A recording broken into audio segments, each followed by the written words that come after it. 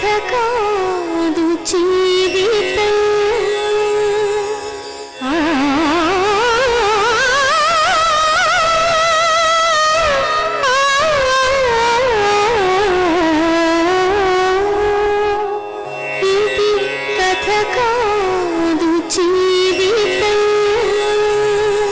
మీ అందరికీ నమస్కారం. బతుకు జట్కా బండి కార్యక్రమానికి స్వాగతం.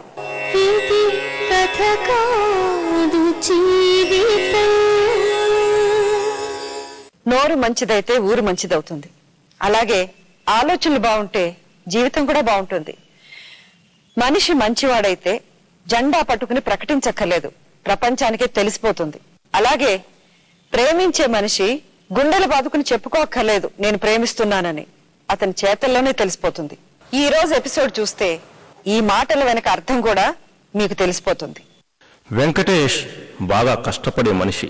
చదువు లేకపోవటం వల్ల సాదా కార్మికుడిగానే జీవితం ప్రారంభించాడు. కొంచెం తాగే అలవాటు కూడా ఉంది.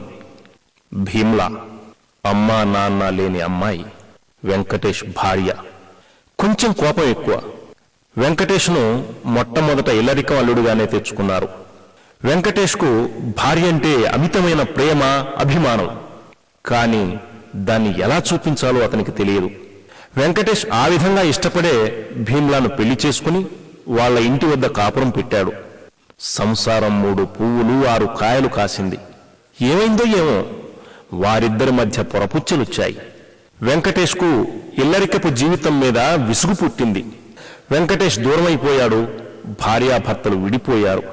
భార్య కావాలని వెంకటేష్ బతుకు జట్కా బండికొచ్చాడు. భీమ్లా నాకు భర్త వద్దంటూ బతుకు జట్కా బండికొచ్చింది. వీరిద్దరి పట్ల న్యాయం ఏ విధంగా ఉంది? ఇక ముందు ఏం జరగబోతుందో మీరే చూడండి.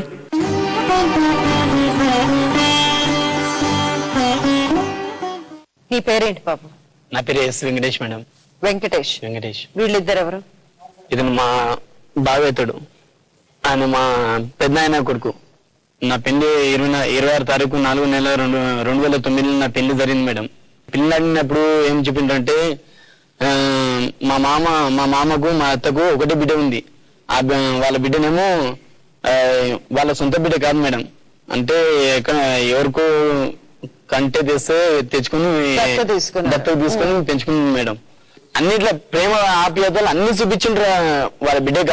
అంత గాఢంగా పెంచారు. పెళ్లి విషయంలో ఏమేమంటే నాకు ఒకటే బిడ్డ ఉంది. నాకు ఈ దానికి నువ్వు నాకు ఎలో రకం కావాలా అని అయితే మా నాయన పెళ్ళైన తర్వాత ఏమన్నా అంటే, అరే ఒక ఏడాది పాటు మీ అతల దగ్గర పోయి మంచి చెడ్డలు చూసి ఉండి దారా అని అన్నాను. సరే నాన్న అని చెప్పేసి మా అత్తల దగ్గర మా అత్త దొరపోలేము కాదు, మన సొంతలే కదా అని అనుకుని పర్లేదా నాన్న అని వెళ్ళిపోయినా. 1 నెల 2 నెలల దగ్గర బాగానే ఉన్నాం మేడం. నా భార్యకు ఫస్ట్ అదే వాంతులు అదేంది ప్రెగ్నెన్సీ అయింది. ప్రెగ్నెన్సీ అయితే తెస్తే మేడం నా భార్య ఏం ప్రతి ఒక్కటి తెచ్చిపెట్టినా మేడం. ప్రతి ఒక్కటి ఏ పని తెమంటే ఆ పని తెచ్చిన. అందుకే కలకమ్ముళ్ళ పని తెమంటే కలకమ్ముళ్ళ పని తెచ్చిన. కాయదేరం అంటే కూడా కాయదేర వచ్చి కానీ వాళ్ళ ఆస్తితోనే అదుతో కాదు. నా భార్య మంచిది కాబట్టి నా భార్య విషయం నాకు తెలుసు. భార్య మీద ఉన్న ప్రేమతో నాకు నా భార్య తప్ప ఇంకెప్పుడు నచ్చరు మేడం. నేను ఎక్కడన్నా పోతుంటే వస్తుంటే నా భార్య ఉన్నట్టు అనిపిస్తుంది ఎప్పుడు చూస్తే. కానీ మంచిగా వచ్చింది, మంచిగా చూసింటూ వాళ్ళు తీసింటారు. కానీ ఎప్పుడు మేము పనుకునేటప్పుడైనా తినేటప్పుడైనా ఆ దగ్గర ఉండి కూడా వాళ్ళ బిడ్డని చూసుకుంటారు. పర్లేదు కదా, ఒకటే బిడ్డే కదా. నేను మనసులో అనుకుంటా ఒకటే బిడ్డ కదా, పర్లేదు అనుకుంటాను. నేను చాలా అలుకైపోయినా, వాళ్ళకు మొత్తం అలుకైపోయినా. నేను వాళ్ళ మీద కూడా ఇంతగానో నేను ప్రేమ లేను మేడం. నన్ను కన్న వాళ్ళు వాళ్ళ మీద కూడా ఇంత ప్రేమ లేను నేను. కానీ నా భార్య కోసం లేదా పిచ్చి కుక్కలాగా తిరిగినా మేడం నేను. అందుకే 99 సార్లు నేను ఓడిపోయినా, నా భార్య కోసం ఓడిపోయినా. ఎక్కడ నేను గెలిస్తే మా అత్తల ముఖం చిన్న తేయాలని నాకు ఎప్పుడు లేదు. ఆస్తి అమ్ముదాను నాకు వద్దు మేడం. నాకు ఆస్తి వద్దు, అమ్ముదాను. నా బిడ్డ నా భార్య ఫస్ట్ నా భార్య మేడం. బిడ్డ అంటే నిన్న మొన్న ఉంటుంది, కొంచెం ప్రేమ బిడ్డ మీద కూడా ఉంటది, కానీ ఎక్కువ అంటే ప్రేమ నా భార్య మీద చూపించిన కొద్ది చాలా ఇదే ప్రేమ మేడం. ఎటనో అలాగా పడుకుంటా తిట్లు పడుకుంటా తీసుకుంటా, ఆ మాటలు ఈ మాటలు పడుకుంటా వేసుకుంటా, నా పని ఏదో తీసుకుంటూ వచ్చిన. కానీ ఆఖరి మించి నేను ఏం చేసిన అంటే మా తమ్ముడు ఉన్నాడు, మా అమ్మ మా నాన్న తను లేకుండా అనమాట. ఎక్కడో పిచ్చి ఎలాగై తిరిగి వాళ్ళ అమ్మ వాళ్ళ దగ్గర ఉందనమాట. ఆఖరికి మా నాన్న చచ్చిపోయిన తర్వాత వచ్చింది అంటే చీర వచ్చింది. ఇప్పుడు నువ్వు నీ భార్య కలిసిలేరా? ఇప్పుడు కలిసిలేము మేడం. ఇప్పుడు అమ్మాయి అయితే ఈడికి వచ్చినాము, ఈడికి వస్తే కానీ 7 నెలలు అయింది మేడం. 7 నెలల నుంచి ప్రతి ఒక్క పండగకు పబ్బానికి వారం మిరిచి ఇంకో వారం వస్తారు మా అత్తమామ. దేవుని ముఖ్యతుందని అని అంటారు, ఇంకో తొలగిపోతారు. తొలగిపోయిన వాళ్ళు మళ్ళీ తొలిస్తారని నాకు ఆశ అనిపిస్తుంది. కొన్ని అరే నువ్వు కూడా రారా, నువ్వు తెయి పండగ చేస్తామని చెప్పి తొలగిపోతారా. తొలగిపోతే నా భార్యకు ఏమేమి చెప్తారు, ఏం చేస్తారు, మీ మొగుడు ఏమంటాడు, ఏం చేస్తాడు అని అంటే నాకు అన్నం పెట్టాడు, తిండి పెట్టాడు, ఏం పెట్టాడు అని. కానీ నేను ఇంతవరకు ఎవరు అడకొచ్చి కూడా పెట్టేనంత ఉంది మేడం. నాకు ఒక్కటే విషయం ఏం తెలుసా, నా భార్య విషయంలో నేను కొంచెం పని కొమ్మలేదు మేడం.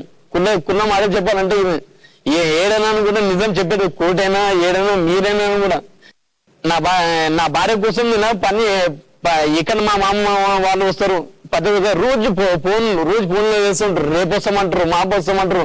అంటే అందుకే అదే భయంలో నేను పనికి పోయేది కూడా 2-3 నెలల దగ్గర పనికి వెళ్ళకుండా నువ్వు ఇంట్లో ఉన్నా మేడం. కానీ నా భార్యకి మాత్రం ఏం తక్కువ తెలియదు మేడం. నిజం చెప్పాలంటే అతిగా ప్రేమిస్తున్నాను నా భార్యని నువ్వు అంటున్నావు, అవునా? మరి అంతగా ప్రేమించే భర్తను ఎందుకు భార్య వద్దనుకుంది? భార్య మీద బిడ్డ మీద చాలా ప్రేమ ఉన్నది మేడం. ఒకసారి తోలుకపోయి ఇతనే ఎంటేసుకుంటే నేను వెళ్ళాం మేడం.